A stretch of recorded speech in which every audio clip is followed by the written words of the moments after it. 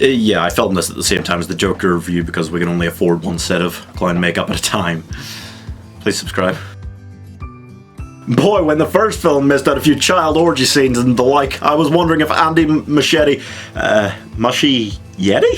was the right man to continue to adapting Stephen King's book that's thick enough to murder small children with. But instead of sticking with the tried and tested formula of the first film, Mr. Muschietti decided that he was better off removing any actual jump scare scenes, turn the whole thing into a ludicrous pile of shit that was only going to draw mirth from anybody who's actually old enough to go see the film. It's such a shame that the film is nearly 3 hours long because I think the writers forgot how it could possibly need to go to that length and decided just to throw together the last 40 minutes of script by copy and pasting a few things from a Care Bears special instead of sticking to anything resembling Stephen King's original ending. So if you love watching naked old ladies run across the screen to scare you and watching clowns float around in the sky making fun of the characters with the sophistication of a high school bully to scare you, then you'll love this! So no, I don't think Mr. Muschietti was the right man to adapt Stephen King's book that's easier to get lost in than James McAvoy's eyes.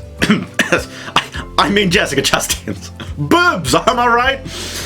Anyway, I was genuinely horrified by this film in absolutely the wrong way, and by the time I left I couldn't believe that anybody would think this was a satisfying conclusion. Sometimes planned sequels still feel like cheap knockoffs. I'm giving this one 52 out of 100, and yes, that's the same score that I gave to Scooby-Doo 2 Monsters Unleashed.